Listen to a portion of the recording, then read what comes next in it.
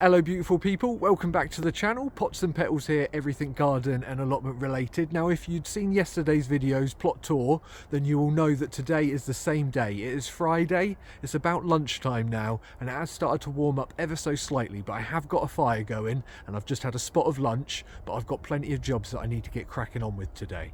So as I mentioned in yesterday's video, I've got some shallots that need to go out into the beds, and I've also got 4 bulbs of elephant garlic, so I want to get those planted out today as well.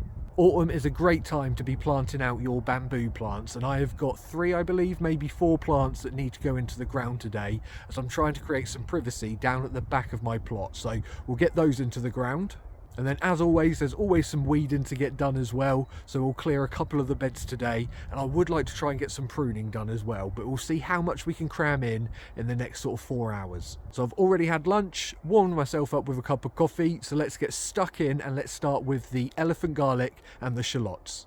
So down here we've got even more spring bulbs, but these are the edible type. So we've got some shallots and we've also got some elephant garlic. So let's start off with the shallots. We've got 27 here and they look exactly like a little onion set. Difference is that an onion set will swell into a much bigger onion bulb, whereas these shallot sets, they're going to split off into tiny little shallots. From an onion set you get 1 onion, and from 1 shallot set you're going to get multiple shallots. And then we've got the elephant garlic. Now they call it garlic, but it's actually more closely related to a leek, and they're not quite as strong as your normal standard garlic, but I thought I'd give them a go. I have grown them before, but they didn't do too well, so let's plant them up and we will see how big they get next year. So we're going to go for this middle bed. So we've got 3 rows of garlic there, and we've also got garlic in this bed. So I thought it would make sense, means that we've got alliums. We will plant the shallots and the elephant garlic just over here.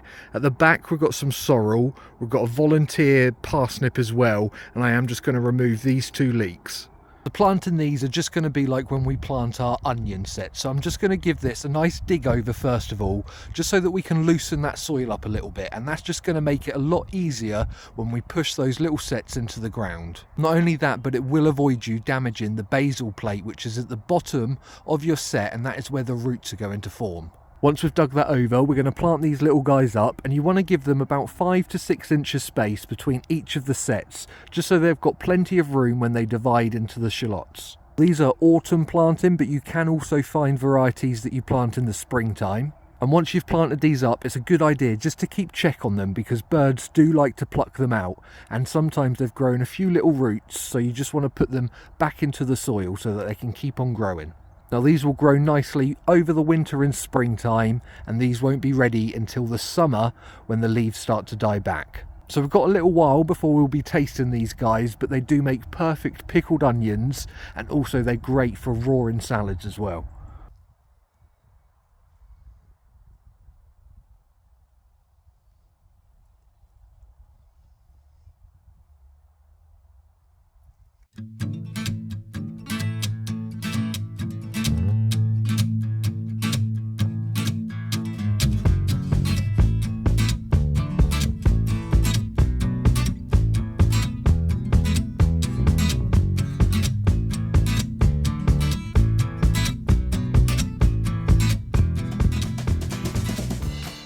I managed to fill that other bed with all of those shallots. So we've popped over to where the dahlia was, because we gave this a good old weed last weekend, so there isn't much we've got to do to this bed. And in here we're going to pop the elephant garlic. So I've only got 4 bulbs of this, and it is quite expensive stuff. Now we want to plant these a little bit deeper than what we did the shallots, probably about the depth of the bulb itself, so about 2 inches maybe. Now these want to be about 4 to 5 inches apart, but I would say spread them out even further to get really big bulbs for next year. So down here we have got some of the bamboo. Now bamboo is actually really quite expensive to buy brand new, but all of these are discounted prices. So the one at the back there, it is a black bamboo, and it was about £70 to buy brand new, but I picked it up for 15 quid in one of the autumn sales. Then the other 2 are a fragicea, I believe that's how you say it, but these were £6 each. Again, an absolute bargain in one of the sales at Dobby's. Now these have buttery yellow stems, and again they are all quick growing plants. That's one of the great things about bamboo. They're quick growing, and they also can form a real nice screen to give you a little bit of privacy. Before you buy bamboo, it is a good idea to do a little bit of research into the variety that you're buying, because some of them can spread like absolute thugs. If you do find that they do run quite easily, you can just put them in a rather large tub just to restrict where they grow. If not, you can buy special barriers that you dig into the soil just to keep them contained a little bit. Now, I believe that these 3 varieties are clump forming, so they shouldn't spread too fast. Even if they do, I'm not too bothered, because this is going to the back of my plot and it's going to create a really nice screen because I can see straight into my neighbour's plot at the moment. And then as the stems start to die back, they're great because you can use these around the plot. I use bamboo canes for majority of my support, so if I can make my own bamboo canes, I'm definitely onto a winner. If you remember, a few months back we gave this a real good weed, but everything is already starting to grow back. That's the nettles, the brambles and some cleavers as well. And as you can see, I can see straight into my neighbour's plot. So I'd like to try and plant up the bamboo just across the back there to create a little bit of a screen and some privacy. Now, I'm not going to weed this entire area, but I am just going to weed at the back there and plant up this bamboo so that it can get a real good head start for next year.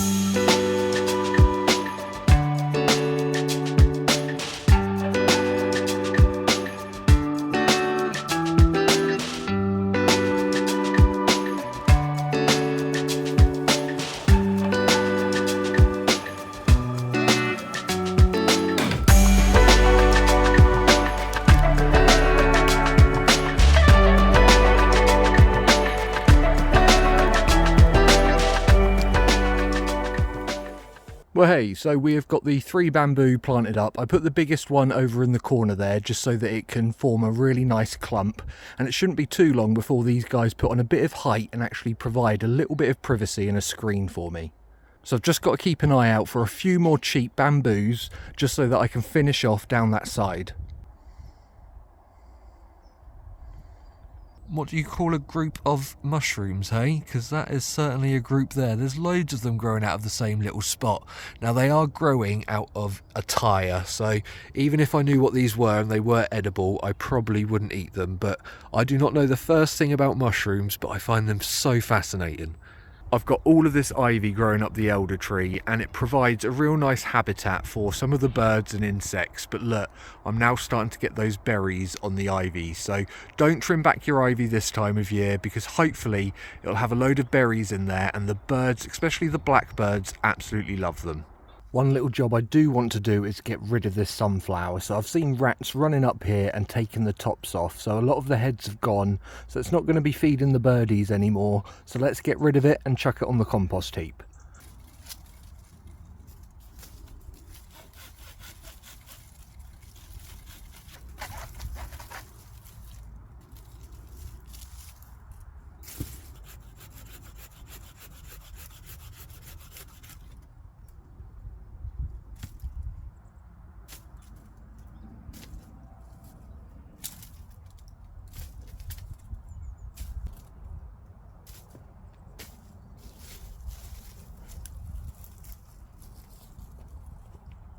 And whilst we're getting rid of the sunflower, we might as well get rid of these beans. Now, they've gone over. I was going to leave them to dry out, but we've had too much rain and they have started to go quite mouldy on the plant. So these beans probably aren't going to be any good. So I'm just going to chuck it all onto the compost heap and store the bamboo canes away until next year.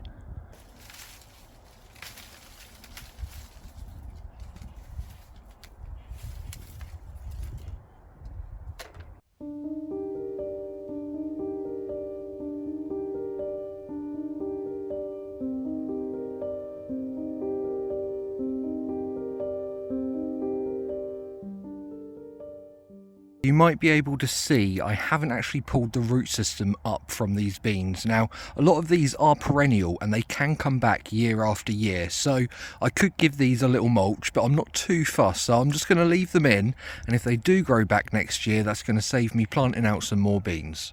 If you remember from yesterday's video, I wanted to give this a good old clear out because a lot of these weeds are starting to flower and go to seed, and it's only going to make the situation worse for next year. So we're going to give this a clear out. I haven't got any green manure, so I do need to head to a garden centre and grab some because I totally forgot yesterday. So let's get in here and give it a real good clear out.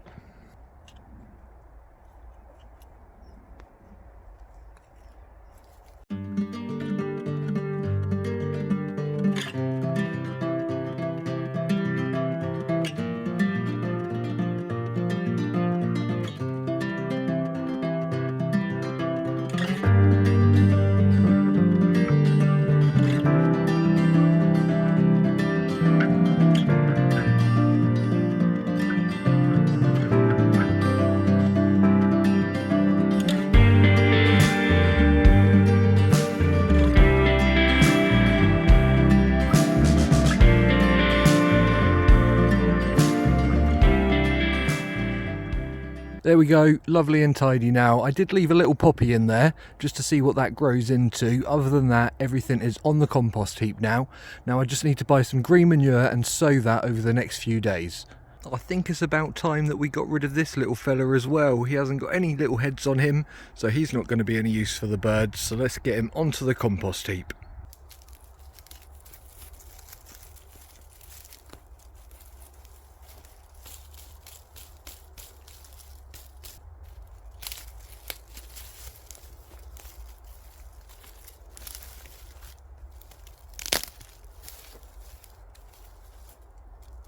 Just look at that beautiful burnt orange flaming in the sky with that blue background. I love how the cherry trees go at this time of year.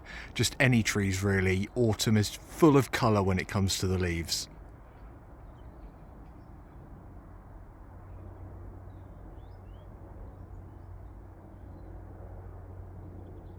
So down here amongst the grass we have got the hyssop, but it has well and truly gone over now, so we do need to give it a bit of a prune. The best time to harvest hyssop is just as it's about to go into bud, because it will be full of all those natural oils that gives it its really beautiful smell. The closest smell that I can think of is the vapor rub that you can get, Vicks. So it's probably not something that you want to eat, but it's definitely something that you could use in candles or soap making for sure. So we're going to cut this back quite hard, and it's pretty similar to lavender, so you don't want to cut back below any new growth where the stem has started to go woody, because it might not reshoot from that really woody part. Make sure that wherever you're making the cut you've got plenty of new shoots underneath it for it to grow next year. I'll take you in for a closer look just so you can see what I'm on about. What I've done here is I've taken off a whole branch so that you can see the entire thing. So down here, this is the woody growth. So this is a couple of years old and it's brown and got almost a bark to it. And then down here, this is all that's been growing throughout the year. So it's only a year old, and this is all the fresh new growth from the plant. Then right at the far end, this is where your flowers would have been, and this is what you would harvest, but a lot earlier on. So if we look back down the stem, you'll see loads of little shoots that are starting to form in these nodules, and a lot of them are on the green this year's growth. But the only problem is if you only cut back to this, your plant is going to get quite leggy quite quickly. So you just want to keep an eye and see where your new growth is coming from, down on the woody bit, but somewhere between this really hard woody bit to the new growth here is where you want to be making your cut. So it's important to make sure that wherever you cut, you've got plenty of green growth on the other side left on the plant, and that is where next year's growth is going to shoot from.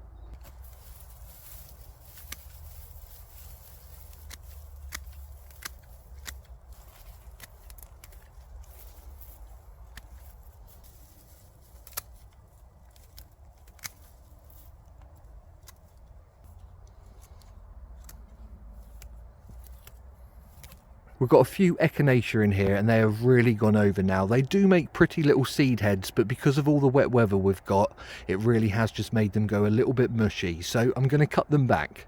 Now I always leave a good 2 to 4 inches left on the stem just to create a little bit of protection around the new leaves at the bottom, and also it allows some insects to hibernate in there. The cosmos is a little bit battered and it has seen better days. The seeds have gone really soggy, so they're not going to self-seed, I don't think, this year. So I think we're just going to rip it out and get it on the compost heap. It was beautiful whilst it lasted.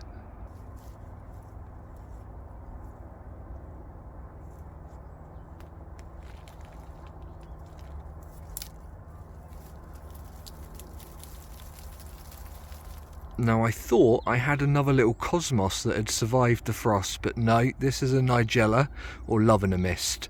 Now I don't want as many as I had last year because we did have a bit of a forest of them, but I'm definitely going to let this little guy flower for sure.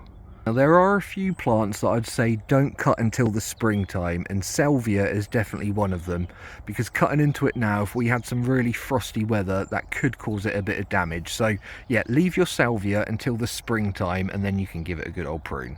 Hydrangea, that is another plant that I wouldn't touch until the springtime, so leave these well alone, because again the frost might damage them over the winter and they're best left until the springtime. It was only last weekend that we cut back this echinacea, and look, it's still in bloom, and we've even got these brand new ones which are now starting to form.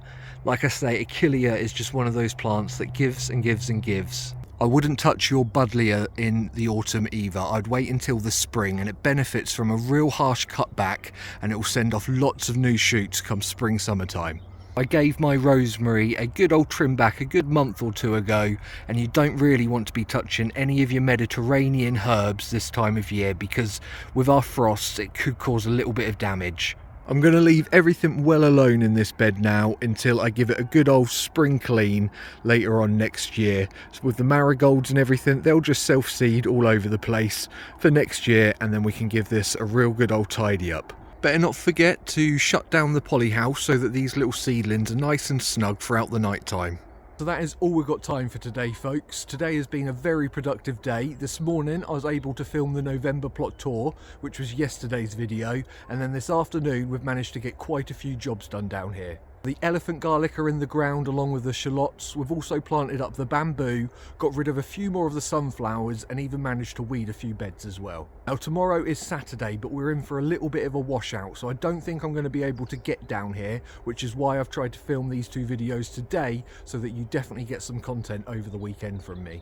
I've got everything crossed because Sunday is a little bit hit and miss at the moment. Some websites are saying we're due for some sunshine and some are saying it's going to be a little bit rainy. So I'm really hoping that we can get down here on Sunday so that I can get some extra content out to you guys. Now it's about 10 to 4 and it's already starting to get a little bit dusky down here. So I'm going to pack up, head home, and then I can start editing these videos and get these out to you. I do just want to say another thank you to Thompson and Morgan for reaching out and publishing that video on their blog. It really does mean a lot for such a small channel. So I might see you on Monday, might see you on Tuesday, I'm not too sure yet, but if not, I'll see you down here next weekend for another adventure down here on the plot. Don't forget to subscribe, like, comment, all of that good stuff, and I'll see you all very soon. So take care guys, see you later, bye bye.